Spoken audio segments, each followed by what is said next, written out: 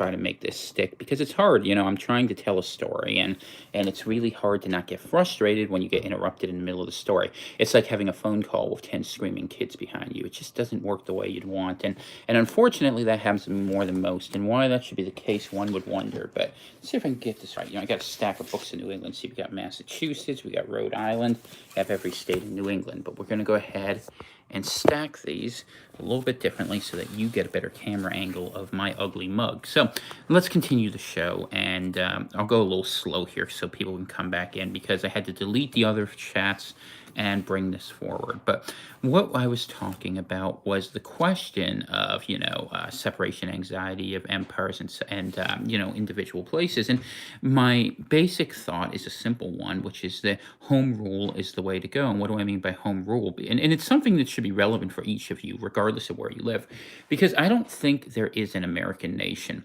I think America was on its way to becoming a nation.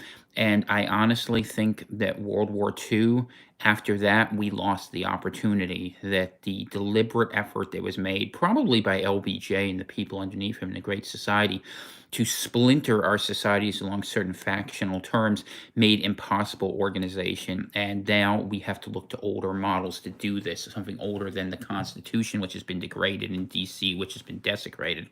That we need to look to where those centers of power are and where the natural bonds and fellowship of people are. The Atlantic being one place we talk about, the far Northeast. But there are others, Dixie, there's things out west which could work. And so I say all this as sort of preface to a thought I've had, which is that, people often ask me, how are we going to do this? How are we going to accomplish this? How are we going to fight this? And how does it start? I think it starts when people in an area just say we're not going to be a part of it. And things are getting so crazy in DC that we're going to now see this begin to happen, because I will make a prediction for the future. If we don't do something different, here's what will happen, is that we are seeing the creation and development of forms of technology designed with no other purpose than to constrain and control people indefinitely, whether it be enjoyable versions like entertainment and information war being conducted against you, whether it be robotic sentinels like those creepy dogs Boston Dynamics are being creating, whether it be technological solutions. We don't know what nanotechnology is included in this vaccine, but you could imagine, like, let's say you don't believe anything's bad with the vax, fine. Would you imagine a place like China would have any problem, whatever, starting out with testing an idea maybe on the Uyghur Muslim population that they so enjoy in their Western provinces, of how they would go ahead and create the ability to control and constrain humanity? And would you think that once one set of sociopaths has it, others won't? There was a story I didn't comment upon, but it's an interesting one. They were talking in France about this, about cyborg soldiers. And France was saying, well, we don't want to develop them, but the U.S. is developing them, Russia's developing them, China's developing them, Israel's developing them, the Arabs are developing them, so we have to develop them. And this is what it is. It's a world gone mad. We are racing around. It's like that scene in Alice in Wonderland where you see the walrus and they're running around in the circle around the player. And it's just like you're running faster and faster to get absolutely nowhere. And I'm just saying, I want off the crazy train. I want to be, Swiss. I want to be the Austrians. I want to be people someone forgets about. And I just want to go ahead and live my life, try to be good with the Lord as best as I can, enjoy nature, have a family, and not be part of this crazy train. I don't want to have to wake up and think, hey, are the Chinese going to go ahead and nuke us because, America's pissed them off over something and that, or that, hey, here, we're going to get into yet another war in the Middle East to impose democracy. Pro tip. The Persians were fighting the Greeks back when democracy was created. They're aware of what it was. They didn't choose it for a reason. You want to know why? It didn't work. But let's talk about the Chinese for a second, because I will say something. I talk about culture in a way that upsets people. I do think the Chinese are very amoral, and I think they have a historical tendency towards violence and ruthlessness because they value the collective over the individual. Last night, I spent about a half hour reading various texts, supposedly, that came from these were translations, transcripts of speeches given to the Chinese Communist Party, and they're talking about the Germans and the Japanese in World War II, and they're saying the problem is they weren't ruthless enough and they weren't deceitful enough. I mean, this is a great story you're reading, right? So they're like, you had to go ahead and make sure they thought they liked you, so then you could go ahead and create biological weapons. And there's this horrible part. I think the guy, I'll have to find the name. I'll share the link with you. I did share it in an Atlantic Homeland chat, which you should check out, t.me/Atlantic Homeland. I think I shared it yesterday. And it's also in Atlantic Geopolitics. If you're not on Telegram, by the way, it's the best place to be where real news comes out. And it's not censored because the Russians run it, because we blame everything on the Russians, but nonetheless, they actually have a better model of this. And maybe it's just propaganda for them, but at least we can have truth in our own countries. I wouldn't want to be a Russian using Telegram. I get the problem. But they were talking about this, and they were talking about the value of genetic warfare and the idea that they wanted race-specific weapons that didn't affect, quote, their words, yellow people, that they could go ahead and use so they could inherit the land and go ahead. And the argument, you'll love this, was that, well, Indians were really Asian anyway, so it just proves the Chinese settled first, so it's really reclaiming their own land. And you see how this is the whole our land is your land, and it's the same logic the West uses. And look, I don't want to sound like a lefty on this, but the truth is, every land is conquered from everyone else, and at some point you just have to decide you have a land, you're going to possess it, your people belong there, and then you just build up depth instead of breadth on this. We've built across a continent, we've built our empires. Now it's time for us to build a country and to build a nation. And like I'm saying to you, America can't be a nation anymore because we have no commonality. Tell me what it means to be an American. Give me 10 different people. You have 10 different answers. That's not a nation. That's an accident waiting to happen.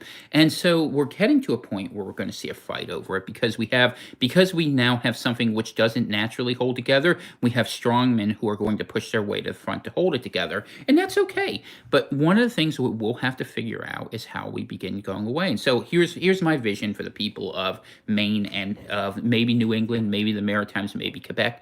I said on Facebook applies. I've always said Maine for Mainers, and Maine takes care of itself first. I think people in states and provinces should think that way. But we're looking for friends and allies, and it starts with your town. It starts wherever your town is, and your town runs your town the way it wants to run your town. If your town runs differently than the town next to it, that's fine. You live in your town, they live in their town. And as long as there's sort of a broad thing, I think most of us agree on the Bill of Rights. We could stick with that. Expand it a little bit so they can't poke and prod you, so they can't rob you blind, get rid of some of the usury, a couple common sense things. And we say, hey, you want to work with us, and we're not going to fight anyone. We're just going to keep out people who want to fight against us. And that's how you survive this war. And you do that as an individual. You do that in your family. You do that in your community. But hey, maybe some towns will go for it. Maybe my big egg-shaped head will get out there and talk to some people. And, people ask me, oh, well, you talk about kingship. How would you do that? You become a leader by being a leader. You go out there and you say the things you think are true, and you do it. And the first person who does it earns it. That's the way it always is. Whether they're a good or bad person, sort of immaterial, but that's the nature of these things. A new system comes into power through the exercise of will and intent. Now, after that, what do? If you're smart, you cultivate people who have an understanding of what the goal of this was. In the case of the Atlantic nation that I talk about, and what I think works for Maine still fits with what I said were the New Albion values: reason, nature, grace, and loyalty, but an understanding of the history of it. That's why I'm reading books about, I could be reading books about what's happening that's new, but I actually go back to what's old because there was a vision and a dream of this area that was different. And I will tell you, and it fits most broadly, in my opinion, and I may not be right, in Maine, New Hampshire, Vermont, New Brunswick, Nova Scotia, Newfoundland, Prince Edward Island, and the province of Quebec. This is little Europe. It's the Europe in America of small towns, of civic society, of collective society. It's something that's overwhelmingly European with some native touches, a little bit of American and Canadian flavor. That's fine. And we are something that just wants to be apart and kind of be left alone. We're a little bit socialist. That's okay. We have some values that we inherited from some of our Puritan friends. Those are not bad either. And that we are close to nature, and we just kind of don't want to have big fights. We don't want to draw big attention to us. A little bit Scandinavian in some of our feelings, and that's okay. We are not trying to be part of the technological answer. The singularity needs to be far from here. And I will tell you what I have told everyone who bothers to listen to me for the last 5 years, who actually sits down, which is that the fight that is coming beyond the ideological wars, race wars, national wars, is a fight against technology, where we're going to be fighting against the very idea that we will have sovereignty. There will be a small elite, or perhaps self-serving AI, that will go out there and say, you know what, you need to be under our jurisdiction. You need to be under our control. And we are reaching the point where if we don't do something within the next 5 years, we probably won't be able to do something ever. And given the sort of people who are likely to be in control in Washington, whether it be Trump or Biden, it is my conjecture that we will see the use of technology to constrain and control all of us being actively facilitated by the same military-industrial complex, who will ultimately be sanctioned and supported by both. So if you're going to go ahead and offer an idea for a human future, you better be thinking about the next couple months very carefully. And, what does that mean? People say, well, it has to start somewhere, and it's the great contradiction. I always tell people you can't have anything happen until everything happens, but then something has to happen.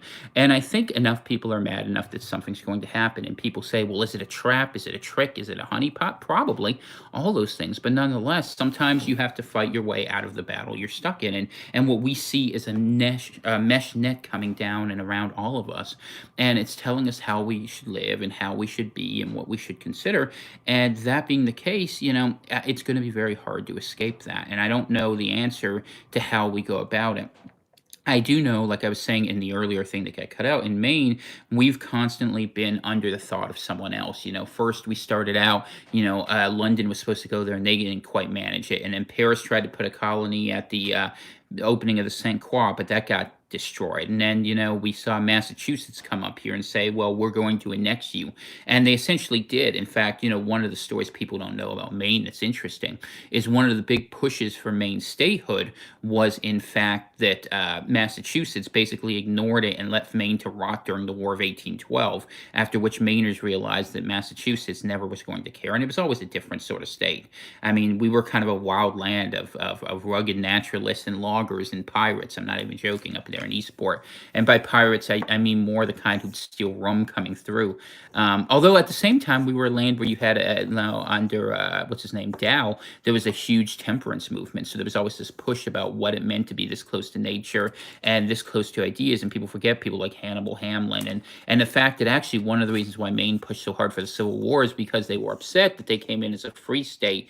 There was the first free state to balance a slave state in the state of Missouri. And so there was this weird sort of original sin attached to Maine, which played such a large role in why this state got so heavily caught up in those movements. Because the original, it's interesting. I mean, you don't have to agree or disagree with it, but the original abolitionist movement actually argued for the kindness of sending black people back to Africa so that you wouldn't have these sort of fights that happen between people. And there's still a vein of thought in Maine that kind of runs that way, even though people won't say it. They'd be like, you're not from here, you don't belong here. And look, it's a same thought for anyone. I mean, people live in environments that make sense for them. If you were going to have a black colony in America, it'd probably make more sense to have it in, say, Mississippi, versus if you're going to have whites, you have them up here in the pasty north where everything looks like snow. And I'm not saying that because people can't get along or because I'm arguing that we need to evict everyone who doesn't look like something. I'm just simply saying that people tend to clan up and that we need to form clans. And up here, people look and think the way they look. They have plaid and beards, which is why I have it. And if I occasionally mispronounce an Indian phrase, which, I do, that's okay. I'll own that. I try hard and I work to learn. And the fact is, a lot of people don't talk here. I have to read a lot more than I talk because it's kind of a truculent place, especially up in the hills when it comes to certain things. But that's what we have to do. We have to begin offering a different vision, a new vision, and going back. Sometimes you got to go backwards to go forwards. And even in a bigger sense, I have friends who listen to me. I was reading about someone that they claimed in the Washington Post, a white supremacist who wanted to take down the power grid, which I doubt a 17-year-old kid was really able to do that. But I'm not surprised people had the conversation because a lot of people are thinking it's time to go backwards to go forwards. And, we have this idea that technology is an absolute good, that's an entitlement we're going forward with. And what I wonder is how much we think about how technology is changing us. And when you couple it with sort of these weird totalitarian regimes and a world that really, for the first time in many years, has become godless. I mean, in a meaningful way. I mean, in some studies, depending on where you look, more people define themselves as being absent for idea of spirituality or faith or that there's something bigger than man. What does that mean for the future we're going to build? Are we just meat to be molded? I mean, I don't know. I think it's pretty awful and I worry about it. So that's part of my separation anxiety, which is what I originally titled the show, but that kept getting shut down. So I stopped calling it that so we could call it something else. And I don't know what the answer is. It's one of those interesting things. I just came on here to kind of, let's see, go to the live chat so I can see all your messages. Okay, so I can see them now. And I mean, I don't have all the answers for you. I know what I'd like to do. I'd like to go ahead and set up something different, but it isn't the old days. There's a lot of people and there's a lot of guns. And I'll be honest, I'm not much of a fighter. I mean, I could if I had to, but I mean, I don't want to be violent about this. I don't believe in that. I don't believe that's the way you build a nation. I think that the way is, we're Other people are saying we fight for the future. I'm like, we need to remember our past, and maybe that's the historian in me. But we need to remember we're proud children of Western civilization, of a European heritage, of a belief that man can be better than himself, of closeness to nature. And if our history is complicated, so be it. We sit here in Maine at the crossroads of Nouveau France and New England. We are a state that is part of all and yet part of none. And yet we could be the center of a Europe and America, something that is not an empire just caught on laws, but that actually has traditions and beliefs and folkways, and that we could integrate some of those traditions, the Passamaquoddy, the Abenaki, all those things. And, if I'm the Micmacs, if we went up northeast a little bit, different groups that are around here. Um, we could do that, and we should do that, because ultimately what happens if we don't do that is we end up like Tibet and China. We get overrun. And New England's already been halfway overrun. Boston is gone, Hartford is gone, New Haven's gone, Providence is gone, Springfield is on the edge. Portland's being pushed, Manchester, same thing. Burlington is still weird, but I mean, there are places and thoughts and ways of being that are being lost, and we don't even realize it because everyone's in a rush to be like everyone else. Everyone's climbing a ladder, not realizing there's no destination at the top. You just fall off. It's like that episode of The Simpsons from way back when. You go up an escalator, right, and you're climbing up this thing, and at the very end of it you just fall off of it, but everyone gets on it because, like, hey, I want to go on the big thing to somewhere, and you don't know where you're going. And sometimes, it's like, I mean, I have mixed feelings about Thoreau, but it's wanting to live deliberatively, and we need to do that, and we need to begin starting that conversation. So that's what I think about these days. And I'm sitting here. I have the outline for my next book if I want to write it. American Winter. It's 30 chapters written out, which is more than I want to write. I wanted to write a little 10-page, little happy book, but that's not the book that came into my brain. And it talks about the 10 incipient nations we talked about that could be realized in North America, and it talks about how every level of our elite institution betrayed us. And betrayed is the word. It didn't just fail. They betrayed us. They betrayed their confidence. The idea of noblesse oblige, was what really held the West together. It was the monarchs and the feudal lords, contrary to what was painted as were their evil exploiters. Look, they had to survive off the people who were underneath them, and they had to figure out a way to build a system. Good morning, Black Green. Hope you're doing well. They needed to have an ability to be connected organically to their people and recognize that their people is who they were supposed to serve. And a lot of people were beyond that. Your job was to serve Christ first because you wanted the favor of God, and your job, secondly, was to serve people by bringing them into A, the understanding of Christ, B, safety against external threats, and C, generalized prosperity. But we've reversed that now, where everything's about prosperity first, all right? Secondly, whatever makes you feel good, and thirdly, if you want spirituality treated as a mere aesthetic to be attached to that. And that's what happens when you begin worshiping your tools, and that's where we've gotten to. We love our toys. How many of us can go without our technology? Imagine this. Try this for Christmas. Well, don't try for Christmas because I'm going to be on. But pick a day and you're going to just say, hey, I'm not going to be on technology. I'm not going to be doing that. Or say, hey, I'm not going to look at the news. I'm not going to worry about these problems. And if we just did that a little bit more and a little more happily, we might actually accomplish something. So that's some of the things I've been thinking about this morning. And I don't know. I don't know where it goes from here. I could write the stories. I could tell you what needs to happen, what should happen. I wonder if we have the courage, because it's going to take a fight. It's going to take people being not willing to back down. There's a weird irony of violence, right? The more people or the more force you exert, the less violent you have to be. 10 people trying to take over something have to be ruthless. 10,000 people can actually be quite benevolent in most ways. And it's weird how ritualized violence works, but we have this idea, and I guess we need to get away. We're going to have to do some deprogramming here. I wasn't planning on going here, but let's just do it, because I'm going to say some things that I think are true historically, and you're not allowed to say them. But look, history is not about the progression of laws and authority figures.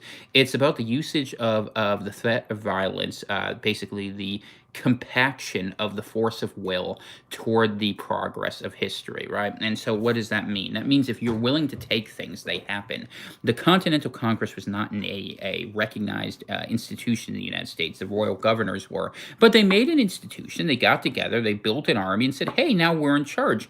And you see, I hate to use the example, but it is true. You look at what Antifa was able to do in Portland, Seattle, and other places. It's not that dissimilar. So if we want to do something different, we just have to do something different. But the thing is, you can't do anything until you do everything, and that's the problem. People in America have this idea that, well, we just want to go back to the way things were 20 years ago, which translates to this: I don't want to lose my comfy space in life. I like my job. I don't like the laws. Can I have it halfway? And the answer is no. You can go ahead and have demise and collapse fighting for something. You keep your old car till it falls apart, or you get a new vehicle to jump in, because ultimately we need something new, and the parts of the old that you didn't like are not separable from the parts of the old that you do like. So you have to think differently, and you have to be very honest with yourself about the challenges of the day. The Constitution was a brilliant document for the day it was written. It is not the day of the Constitution. It's a day of a new age, and we need to have the courage and conviction to develop something new where we can learn from what was in that, much as the founders themselves looked at the Roman Senate, and frankly, if you know the history of it, the Venetian Republic, quite a bit about how they did this. And we could do the same thing up here. We can look to our own history, and for different places, that'll mean different things. I mean, it did in America, too. The General Statutes of Connecticut, one example, did a really good job, and a lot of that ended up into the Constitution. Different states went different ways, and we could go forward. Yeah, no, you're right. Antifa is institutionally supported, and the truth is, we are going to have to support ourselves if we're going to offer something different. And I will tell you every bad bit of news up front, because I believe in honesty. You're going to have to agree to be poorer. You're going to have to agree to a life that's simpler. You're going to have to agree with a lot of deprivations for a while, and it probably will be a lost generation that comes out of it. There will be loss of life, there will be loss of wealth, and we will be a backwater for a while. And that's the price of purging ourselves. We're the drunk who's trying to keep ourselves just at that level. If anyone, I'm not that I want to endorse this, but this is the truth. If you drink to a certain level and you know you're drunk and you know you're going to be hungover tomorrow, if you drink at just a certain level, you can kind of keep yourself from going over the edge without making it so that you can recover. But the price is you pay for it worse later. The Federal Reserve went ahead and did that, you know what I mean? And that is the problem of how this all works, that you are facing these things where we have something that is fundamentally unsustainable on every sort of level, from technology to society to faith. You can pick the level. I talk about them all because they're all relevant. That's what fifth generation warfare is about. And I wrote a little bit on that, so I'm going to work with John Q on that. I need to send him some documents, but Christmas is coming, and he's going to have to wait till I can do it, just the way it is. But as we go forward, you have to understand those are the prices that have to be paid. Otherwise, the alternative, and this is the alternative you're going to be offered in the end, so you should know what the bargain is the agreement that you get to have a certain level of guaranteed comfort in exchange for giving up your right to choice. And that's what they're going to offer you. That's what UBI is going to do. That's what ultimately, you're going to be provided a screen and a feeding tube and the guarantee of absolute safety in exchange for giving up the idea that you have choices about how you want to live. And they're going to say this is the way to peace, and it is that, but it's also the way to death of the human soul. And you have to decide if that's the price you want to pay. And most people in America will gladly pay that price, at least 80%. It's a given. Even in a difficult region like this, that's going to be a majority of people. And why? Because people are indoctrinated to thinking a normalcy bias. They think laws are the way government functions and that peace is the natural state of mankind. In fact, war is the natural state of mankind because we're usually in disagreement, and that laws are just used, and I think people see this more clearly, as a means by people with power to oppress using institutions, other people, into a position of subservience. The natural hierarchy is the strongest and the smartest. People figured they wanted civilization, so they build structures so you can go ahead and impose against the idea that this can be enforced upon you. And that's not to say that all laws are bad. It's not to say that civilization is bad. Look, civilization is the process whereby you give up certain things to gain certain things. Gaining tranquility at the expense of freedom of action is not always the worst of all things, but you have to decide on that sliding scale how far you're willing to go. And if enough people feel strongly enough to make a change, then something happens. And the truth is, sooner or later, enough people always feel that way, and that's why barbarians conquer, empires, because they have a new belief, they have a desire to acquire, and they have a sense of self that requires them to go forth, and they see their vigor as part of this. Merry Christmas, Patches. Hope you have a good day down there in the Peach State. So what we will see, I think, in the days ahead is this is going to be the acid test. The masses are more subservient to technology than they are to the government. That's true, although I would argue even a step further than you in saying that the masses are more... Thank you, Patches. I appreciate that. I would say the masses are not just, but the government itself is subservient to technology. There's a new religion of transhumanism. I talk about this sometime. If you want to read the book, here you go. The Age of Spiritual Machines, Ray Kurzweil. I keep these things here. You know, I tell you what, I should have a library club. It's too bad more of you don't live near me, man. We could do a lot together. But I do think eventually we're going to have to pick a place and make a stand. And I think Maine's as good as any and better than most. And for reasons that have a lot to do with the Mainers. The Mainers are good stock. They're quiet, but they're like ants. They're just waiting to go ahead and tear down Orthanc, you know?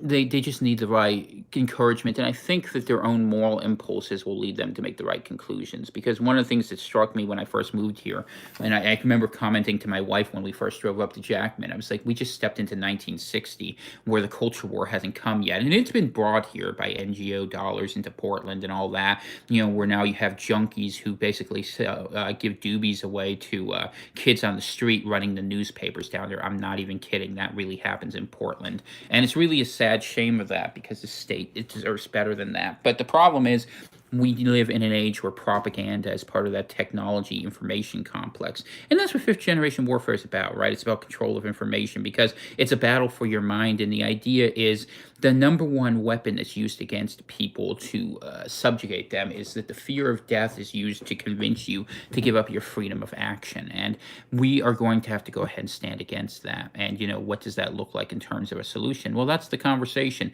It's a conversation you ought to be having over Christmas dinner about what it is you want the future to look like. Because, as I said in my initial sort of opening piece, which got deleted thanks to the vicissitudes of the technological abyss, that we have reached a point where now we are looking at a post-American future. And I would say that, can you imagine putting America back together again in a way that just doesn't lead to more conflict and generations of conflict? Or are we better having separate bits and pieces, you know? And I could draw the lines. I mean, I'm arguing the lines. It's what I'm writing in my book, where the lines should be. And it's not that my lines are perfect or that we need to follow them, but what it is it's a way to start the conversation sanely about it.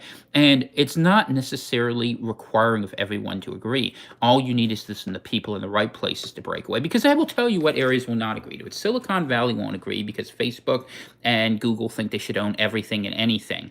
And they think just because they have their information that you can't shut off the power switch on them. And New York and that whole finance corridor, you know, from Boston to DC is used to being given their status, and they're used to buying and selling everything. So if you say you can't buy me, you will be free of them very quickly. And then after that, the rest of the country kind of will separate its own ways. Those are kind of all you really need to take care of. You know, you might see a Latino Southwest. You might see an Ecotopia Northwest. You might see, you know, the mountain inlands be, you know, built like the Swiss cantons, or Dixie, you know, reclaim some of its culture and finally have its chance to be free. I mean, in a lot of ways, it's funny. We actually ended up following, when you look at it, the Virginia model of sort of like imperial control under a few people. That was the oligarchy, and the reason it disappeared, the Midlands, is that we fought over the aesthetics of New England versus Dixie, but fundamentally what we ended up being was the secularist vision of Paine and Jefferson, which ended up being a country devoid of God fighting for empire, in control of their noblesse oblige on their empire, where there's the hypocrisy of saying one thing and doing another. And that's why Virginia remains the center of it. Virginia became everywhere, but the Virginia model didn't really honor South Carolina, or did it more New Hampshire. And people don't realize that because they don't understand their history. Your history has been stolen from you underneath this amorphous idea that we live under these Marxist laws of history. And there are no laws of history, okay, other than the fact that people tend to make the same mistakes over and over again, and there are certain cycles. But there's not like the idea that we're leading. This isn't leading somewhere, other than maybe if God has a plan, and, you know, God says he does. But the idea that you're going to apply to secularism, the idea of what God could do, man can't know that. It's beyond us, and thankfully it is, because we would do a very poor job of it if it wasn't. So those are some of the things that I kind of think about when I look ahead to this. And then, like, what's the steps from here, people ask. I mean, I think at some point, someone somewhere, maybe here, maybe elsewhere, is going to go out there and say, we're just doing our own thing. And if the two sides start fighting with each other, I guarantee you up here in Maine, we're going to say we do our own thing. If you want to come help, let's do it. We can do everything. Let's imagine over. Let's reset the currency. Let's Homestead Act. If we want people to own off the land, small towns. Your town lives the way you want. You don't like how we live up here? Great. We don't like how you live. We'll come up with some common laws where we don't have to bother with one another more than needed. You know, I lived in New Hampshire for many years. I went to Burlington all the time. Never had a single problem, by the way, as long as I wasn't there saying that, this is right and this is wrong. Let people live how they want to live, where they want to live. And that's the pathway to peace, and that's the pathway to prosperity. And that was what worked good about America. And we could build a larger European-ish sort of superstructure around it. And I do think, and I've said this before, my own personal belief, people can or agree or not agree, is I think that we would be better off uniting, broadly speaking, with our French neighbors to the northeast and build something where we have something that's bilingual, has European feel, and just say we're separate. You guys can go fight. We're not in it. We don't want it. And I don't want it. I don't like going south. I mean, I'll be honest, I don't even like going south of the Kennebec River. I just don't, that's not home to me. That's not where I feel like I belong. And I have deep roots in Pennsylvania. I have a lot of friends and family down there, and it's a nice area. I mean, if they want to join in, we'll let them. I mean, I'll suffer to the Mason-Dixon line, or maybe even to 3630. South of that, the North has no business being in Alabama. Let's be honest. Anyone who's from Alabama or Georgia can attest. And that's okay. That's not bad. Why is it bad if an Italian isn't an Englishman? It's just different.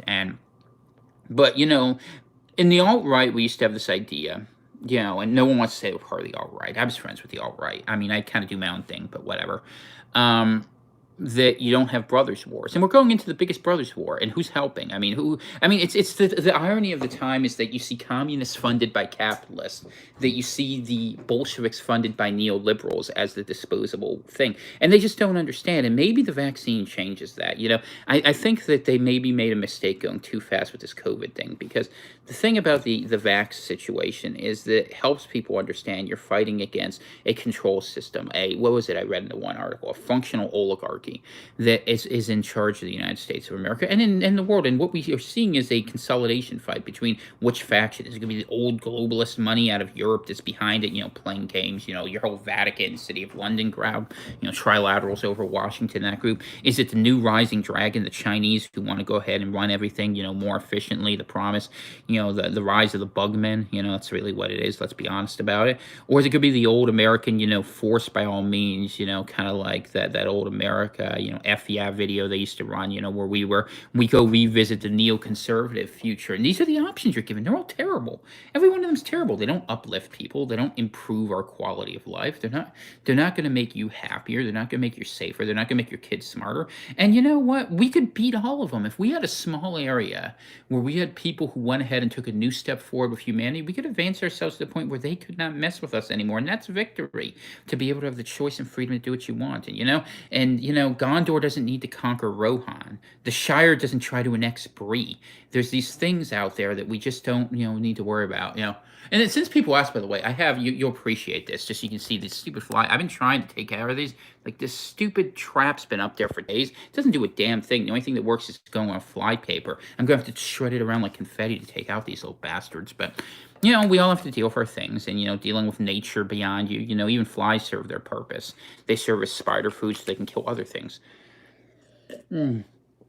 So I don't know. Those are some of my thoughts. And as I said in the other episode, people ask me about, Civil War and what's going to happen. I mean, nobody knows. I mean, when they took Fort Sumter in South Carolina, it wasn't inevitable things would go the way they would go. And what I can tell you is where the fault lines are. What I can tell you is the sort of challenges that we are likely to anticipate. I think we can do that. I can tell you what areas can logically hold together. I can tell you what areas are going to behave badly. I can tell you what areas you're not going to survive in. But it'd be very difficult. Well, if you have any questions, TM, you can throw them in. And don't worry that you missed it. It took me 3 tries to get this stupid thing working. Actually, you guys appreciate this. You know what I bought? Let me show you something. So I got something in the mail the other day. Give me 1 second. I'll be right back. I'm very excited about this. Here we go. And we'll share something with you all. I'm just coming right back, so don't leave me. I'll be here. So I always get maps. I love maps. It's like my favorite thing. So you guys are funding my cartography addiction, right? But I got a new map that arrived just yesterday, or it was actually the day before. I should be accurate about it. And I'm going to have this laminated, but, it's always different ways of thinking about the world, and that's what's useful about charts and maps and images, is that sometimes what you can't say verbally, and not everyone is as loquacious as yours truly, your humble narrator, we can sometimes look at a world that makes sense where we're used to looking at America as a map centered around DC or centered around the Mississippi River or centered around, where the population is or where the votes are or where the swing states are. And that's a choice we make that we can unmake. We can choose to center ourselves around a new center. And what I would argue is the things we can't escape, and this is what you're going to find in the Civil War, is our inherent geography. If you live, for instance, say in Ohio, you're going to be stuck between everyone who wants to possess you because you're the crossroads. It's like it says on the Indiana plates, the crossroads of America. But for me, and this is actually in pretty nice shape. Let's pull this out. When I've been thinking about, this is a map. Bring it around here, and I'll stand up so you can see it better, that I ordered, of Eastern Canada.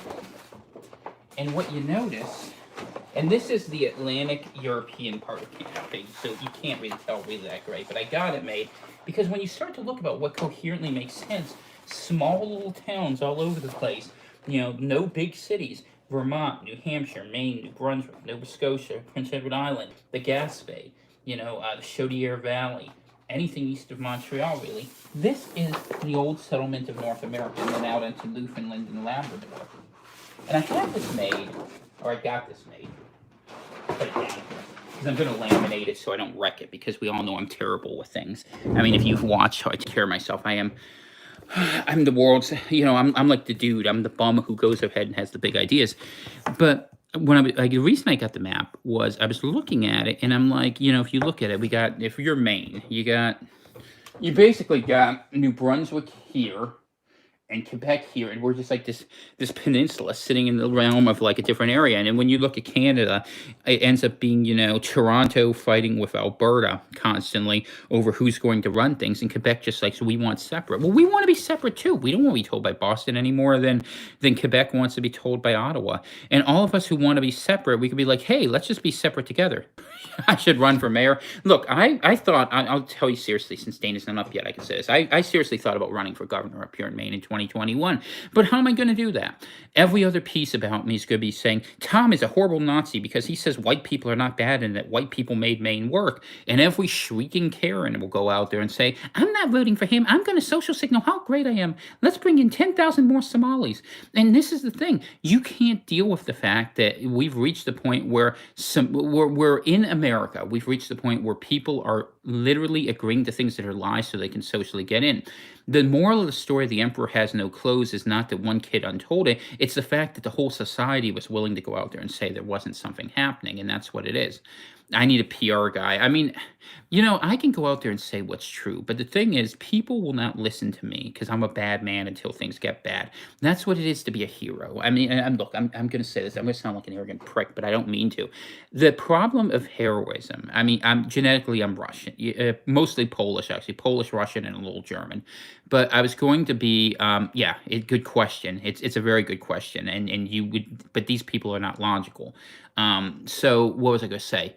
The one of the things, and I don't support National Socialism, by the way. I'm much more familiar with it, the good and the bad of it. Yes, there were good things about it. Yes, there were bad things about it, and I'm aware of each of them. The fact is, the one reason why National Socialism is so hated probably has to do with its economic policies, where they went ahead and attacked the bankers. And the thing they don't tell you is a lot of the people who were victims were not victims because of their ethnicity, but because of their ideology. Nonetheless, let's not talk about we're not allowed to talk about the Second World War. Maybe 200 years from now, we'll be able to have a real conversation about it, where the primary sources will tell a very different story of what happened, which is why just now we're starting to talk about the American Revolution with a degree of sincerity. But what was I going to say? So yeah, up here, the thing about it is there's a lot of people who would just go along to get along with whatever, and you're not going to solve this through political means. But I am the bad man, and I know I'm the bad man. I was the bad man before this happened. When coronavirus came out and I put the video out, 20,000 people, including more lefties than righties, listened to me because they trusted the bad man to do the difficult things that need to be done. Society can't have a lot of people like me. I've come to realize this because society needs people to conform. I'm like the ultimate nonconformist. I'm difficult, I'm cranky, I'm irritable, I'm cantankerous. I'm like Walter Matthau and grumpy old man, okay? It's how I am. Nonetheless, when there's times when you need a degree of difficulty to come forward, literally a person like me, groups like ours, INTJ Master Race confirmed, We are the ones who have to pull the brakes on society and say, wait a second, we're not going to let you go down this technological trap. We're not going to go down social Bolshevism. We have to be the ones to say, no, if we have to do this through force, we will, because you're that wrong. And you know what? The people will give way, because that's what people like me do. People like me should be sitting in the woods reading books or teaching kids in colleges. Like, if in my normal lifespan, I mean, if you saw my book collection's ridiculous. I mean, I would be sitting in a college somewhere educating kids, on the finer points of 18th century history. Because honestly, I don't really even like covering anything past uh, at least World War I. I mean, even going further, I don't really like going past the American Civil War or the Victorian era, to be honest. It just doesn't interest me. The age of steam and sail is kind of where I cut off. I don't really like mass industrialization. And even though I'm kind of an expert on the first half of the 20th century, it's not what I like to talk about.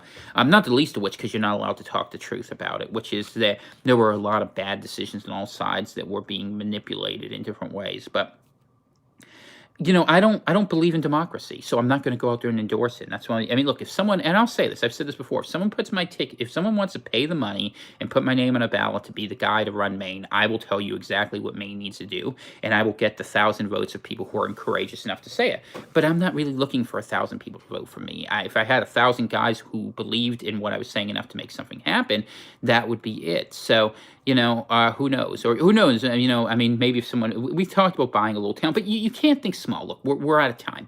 I mean, in an ideal world, could I build a little happy utopia and make a little footnote in some like teaching college at, Dartmouth? Yeah, I could do that, but I don't want to do that, and we don't have time to do that. We don't have time for small solutions. What I was going to say. The solution we have time for is that we have a system that is going to destroy humanity coming down the line. It's degrading us into a lesser version of ourselves at a minimum. It's flirtation with technology, it's augmentation of the species, promises a future that is not of our own making, where we are fundamentally a different species. Some people, yeah, Dartmouth, New Hampshire, correct. I used to live not too far from West Lebanon, so I'm very familiar with the area. Because I lived up near, actually lived in Littleton, New Hampshire. But that's take Berlin. I wouldn't mind taking Berlin. I like it up there, Gorham and all that stuff. I'm quite fond of it up there, even though it's kind of a little dumpy mill town. But it doesn't matter, because it's home and it has memory, and it could be a beautiful town. It could be just as nice as Woodstock, Vermont, or Ogunquit, Maine.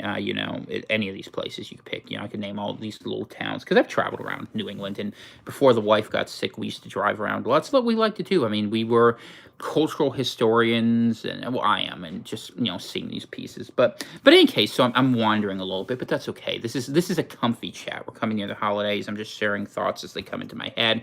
I'll try to go the hour. I'll give you guys a full show, because you've been good, and I was gone a couple weeks. So, but yeah, I was thinking when I went through it, because I came up here, I didn't plan on coming to New England. I don't know if I told this story. Originally, our plan was to go to West Virginia back when we lived in Pittsburgh. We really didn't have a good feel of New England. We just knew they were arrogant pricks up here. And we ended up coming up here because the job opened up. But we figured out as it got colder and that fit us better. And nothing against the good people of West Virginia, although they have too close of a relationship to what government provides for them. We could do something different. But I mean, there's not time enough. There's really, I mean, I hate to be this blunt, but we basically have 4 weeks before, well, let's say they need a little more time, 6 weeks in which, if there isn't a revolution, there's going to be totalitarianism. And people recognize that, because the thing is, if you won't jump at these red lines in the honesty of it, it's not going to happen. And I think people will, but for the wrong reasons, which is why my basic thought at this point is a little more like, what happens is, as people go away chasing the wrong thing, it's an opportunity for those of us to escape out the back. It's like if there was a prison break and everyone's marching for the ocean, you go marching for the mountains. And I think that's the answer. And if I go out here and talk to people, it's because I do have a vision and a dream of something we can do better. I had a conversation in prayer with the Lord about a year and a half ago when I was running for office, and I remember the conversation. It went like this: that it was a question of, should we be a great nation or should we be a good nation? If you could be a president of America or a king of a smaller country, what would you be? Well, I'm like, I'd rather be a king, because I'd rather build something right that was healthy, where it would be invested in the next generation. And I was like, look, I've written as many books as anyone about the fall of America. I mean, Coming Civil War and Incoming are brilliant. I've been told by people far smarter than me. Even though I'm more proud of In God We Must, which is a book probably not as many people will read, but more people should read.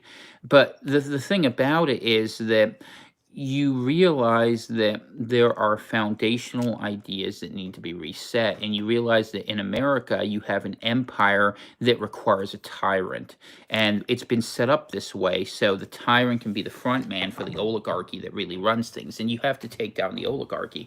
And if you're going to take down the oligarchy, what do? You got to end the Fed, right? And how do you end the Fed? You have to end the idea that money and comfort exists. Now, they've created this situation. The oligarchy has done it on their own, to be clear, but they've done it because they want to have absolute totalitarianism. They want to break the dollar so they can have mass socialism. It's what was promised at the 1991 meeting, I think it was in Malta, if I remember right, between Gorbachev and George Bush the elder, where they decided they were going to combine those systems, where there'd be the capital wealth that kept people under control, but there would also be social compliance. And really, China ended up being the test case. That's why Alan Greenspan went ahead and put that together. So those were one the pieces that ended up happening. But what we would need to do to oppose that is we need sovereignty, and we need it now. And you're not going to get through voting, because think about what you have to go through. Like, say you're in Maine, right? You have to deal with the one guy who owns all those newspapers, who tells lie after lie, and the corporate media who doesn't. And look, I've dealt with these people. It's why I don't go on media anymore. They just lie, and people believe it, because people are like, well, why would they lie? People are naive about the wrong issues, and they have those sort of problems. So you can see, yeah, there'll be the forced virtue signaling. You're right, Johnny. And look, if Biden gets in there, and look, Trump is not our answer. Trump is a problem. But if Biden gets in there, what you're going to see is you're going to see the oligarchs purge everything that's against them. The idea of any free election. I mean, we'll have elections aplenty, but they'll all have the answers decided. It's like Stalin said, I care who counts the votes. You'll have that for it. And look, that's fine. The elections were fixed anyway. Both sides were bought. I mean, the idea was that at least there was a vent for this populist enthusiasm. The internet was a new technology, and there was the opportunity to say things. And that's not going to be the case in the future, because they're linking your finances and your information, and you're not going to have that option. So, what do you find if you study insurgencies?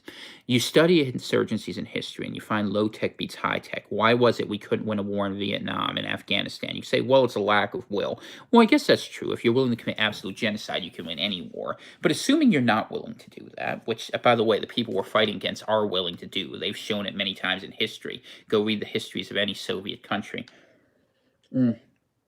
What you would find instead is that that the moral cause is with the people. It's with the people in the local levels, and that's what's going to happen. Now, in the short term, do I know what's going to happen?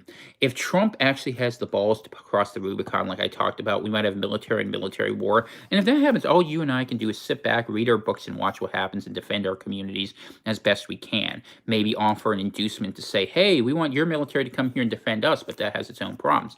Or we organize separately and say, hey, we're a free zone, and if you have to trade with both sides, you trade with both sides. Do what you got to do. But you figure a way out of the mess. And if nothing happens, all that will happen is people like me will end up being political prisoners in the fullness of time, or we'll be stuck living as the literal John Galt's of the world, where you go ahead and basically work plumbers all day, because people who have real thoughts aren't allowed anywhere near the power structure, and that you see the deprivation and declination of humanity. If you're a homesteader, you'll see taxes and environmental regulations take you off the land. If you live in a small town, you'll be given opportunity zones as your businesses are shut down, and you'll be forced to live in cities that are created as hives, as new nature reserves are set up. It's a lot like what actually happened in the early Middle Ages, where you will have basically, you don't want to have people on the land the rich hold.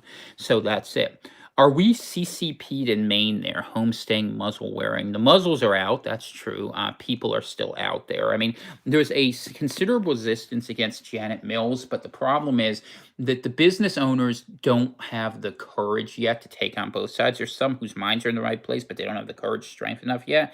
And that the organization there's people out here who would be willing to do something about it, but there's not enough, I would say, support to do anything other than just ignore this sort of quietly in the community. communities, and other than the state police. I mean, the only institution that actually endorses this in the state, in the northern part, I can't speak for southern Maine. By that I mean Massachusetts, is the state police. Beyond that, most of the sheriffs won't enforce it. Most of the local townships won't. There are a couple examples that are opposite that, but those tend to be either A, college towns, as you would expect, or B, people down on the near coast. So it doesn't end up being a big problem.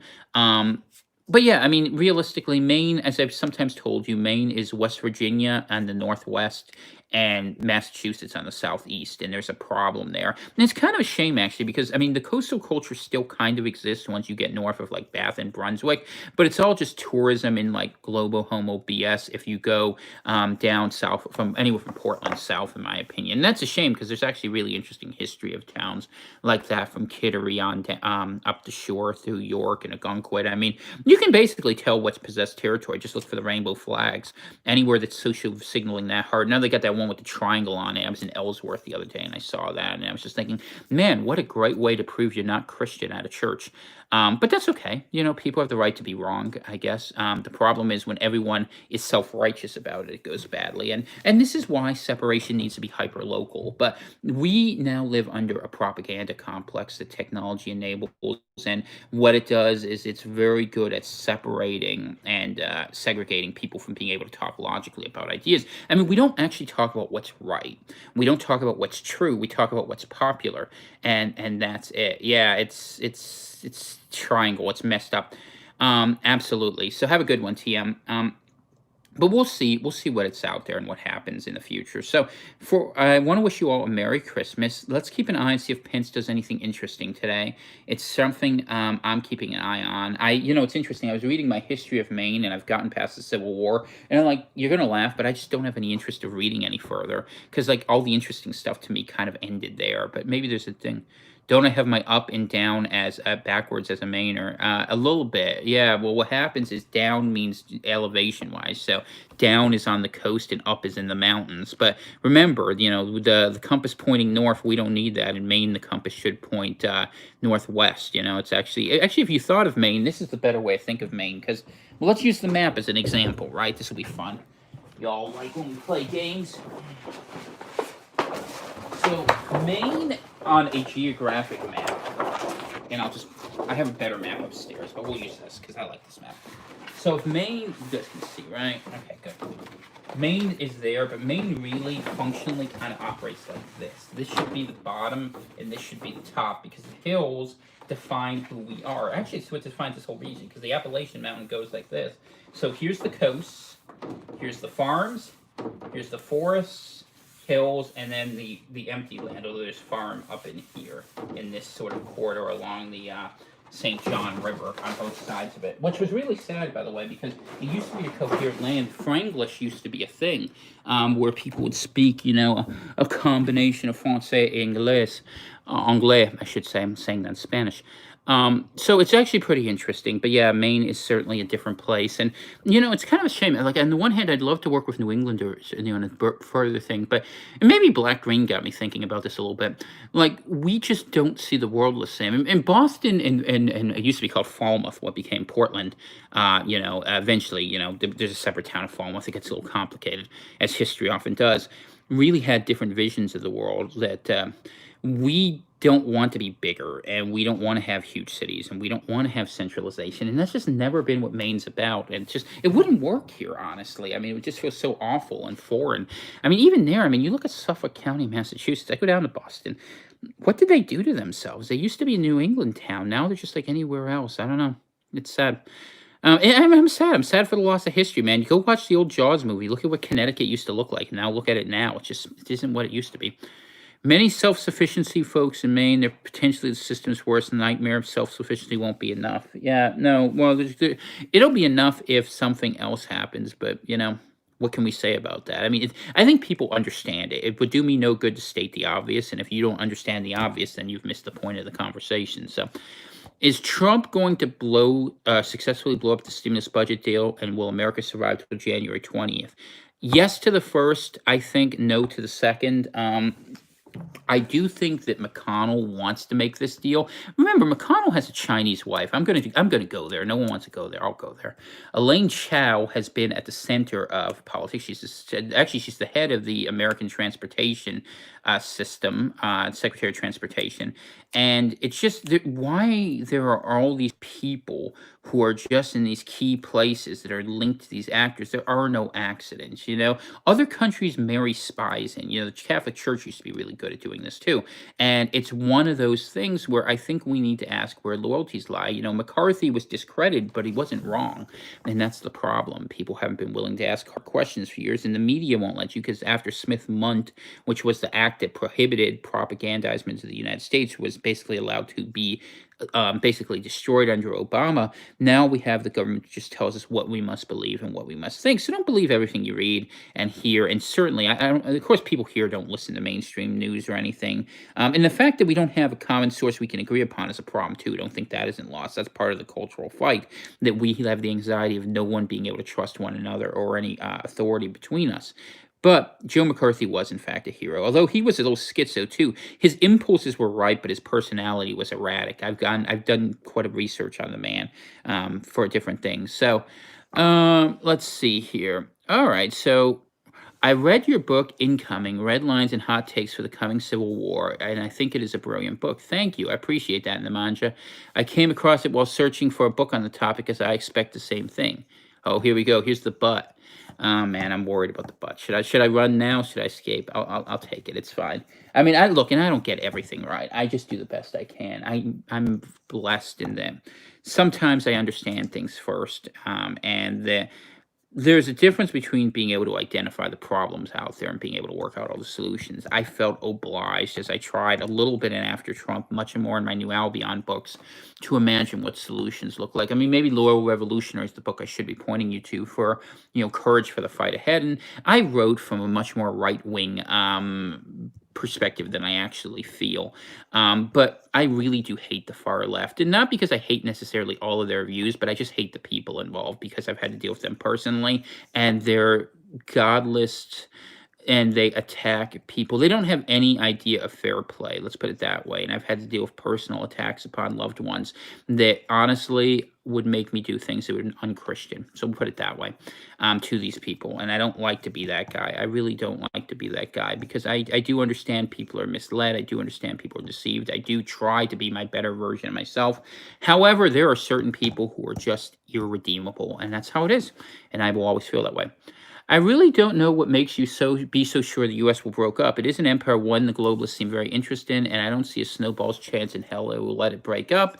Besides, my perspective and interest is very unique. Vast majority of people would not accept a breakup. Sounds like a science fiction scenario. So, and Grand Flash asks, how safe is Waterville for living? It's okay.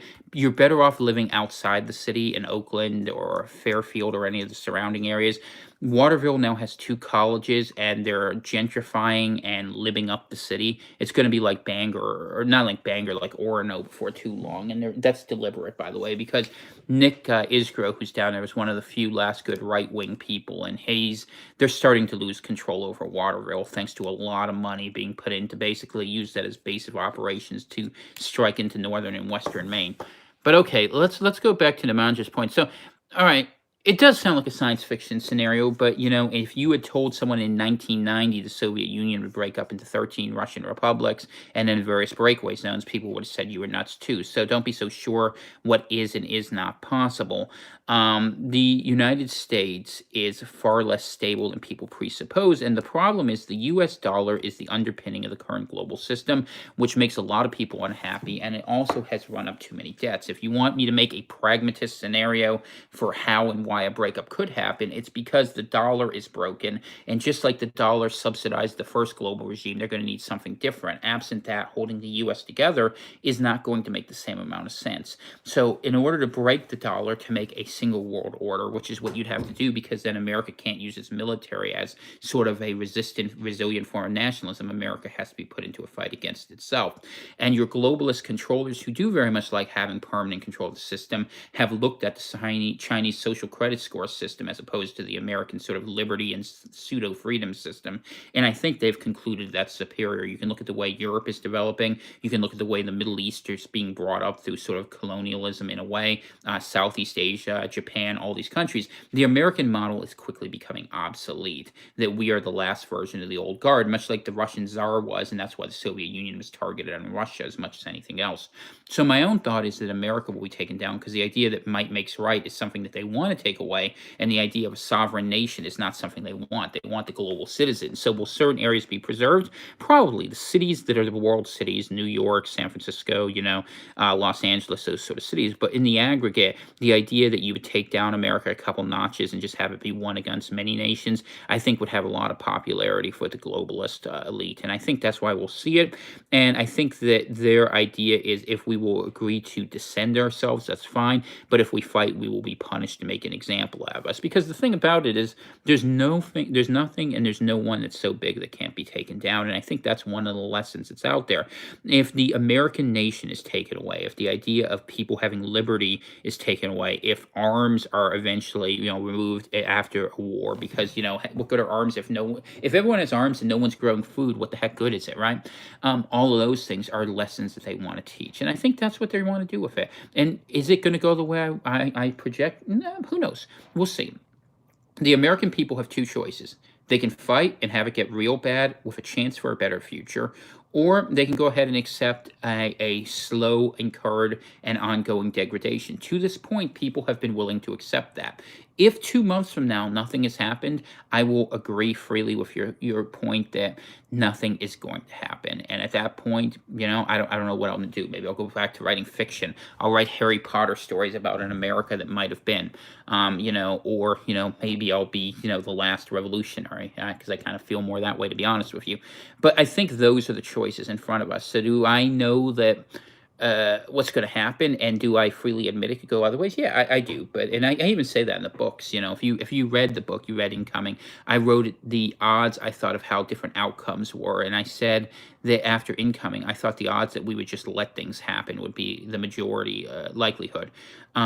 I'm just feeling a little more optimistic that some people want to mix it up, and I feel like it's necessary. So that's why I support that position. I mean, I'll say it, I would rather have a dark age than go forward into this technological disaster. So, yeah, and I tell you, so it's interesting. You live in former Yugoslavia. Appreciate that. What I would say is our system's a lot more fragile than it looks too. America does not have coherence holding us together. In the same way you have your ethnic lines, between the Serbs and the Croats and the Bosnians and ethnic, different things. We have those ethnic lines. We have regional lines and we have political lines, and they don't overlap. Do we want to talk about Ted Kaczynski? I'm not. I think that his read on technology had a lot to commend it. I don't endorse the way he went forward with certain things, and I'm already on enough lists. I don't want to draw more attention to myself than I need to. So, I mean, I think that what people want is a positive articulation of a solution. People aren't going to support something where you're just going out there saying we're going to throw bombs to throw bombs. You need a vision of future people can go forward with, and that's what the Atlantic Nation's about. I've tried to mix the dirty work of what has to be done with the optimistic thought of it being worth something in the other end. And in the end, what I always tell people, and I didn't get close with this because I've gone an hour now and my throat's starting to give out on me, is that I do what I do for the Lord, and I know that might sound simplistic, but we are going to a world that's so far away from biblical wisdom that I don't even think it has context anymore. And I do expect, and I say that, and people can think I'm crazy, I don't care, that the Lord will intervene at some point not too far from now, because we've become so lost from what we used to be. And therefore, those of us who go ahead and do things that push his idea forward is going to be something that's likely to be successful. No, well, the problem is he got in trouble for both, but it's fine. Like I said, I wasn't involved with it, so I can't speak too deeply on it, and I won't pretend I've done the depth of research to offer a full defense. I'm sure you know better than I do. I'll just leave it at that. But I think when we go forward, as we go forward, if we're fighting against the idea to defend human sovereignty as a form of natural law and against this technological monstrosity and the totalitarianism, we will have help. Patrick Henry did say a couple good words about that, not just to the powerful. He said in his famous "Give me liberty or death" speech.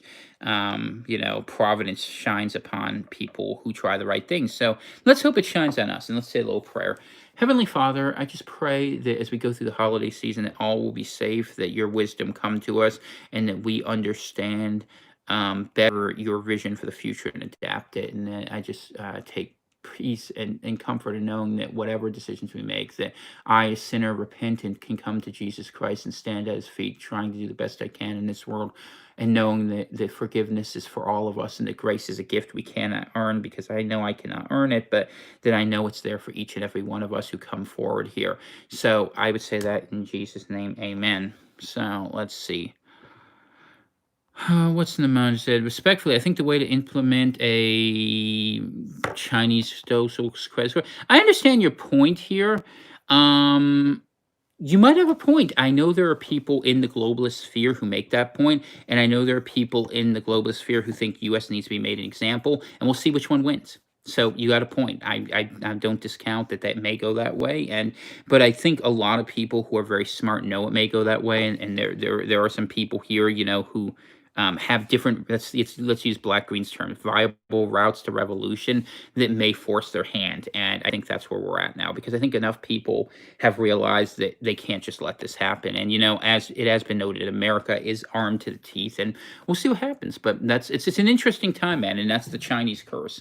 Thanks to COVID, we live in an interesting time. So I just pray that each and every one of you is safe. If I don't see you between now and Christmas, have a Merry Christmas. May the Lord's blessing be upon you and all your house. And I will be back Friday evening. I think, unless something goes funny, we'll do a Christmas show so you can get away. Maybe try to do something a little lighter, a little more upbeat, maybe a little Christian stuff in it. If there are things you want to bring forward, do so. Come into the chat, t.me/Atlantic Homeland if you have points. Otherwise, be safe and God bless.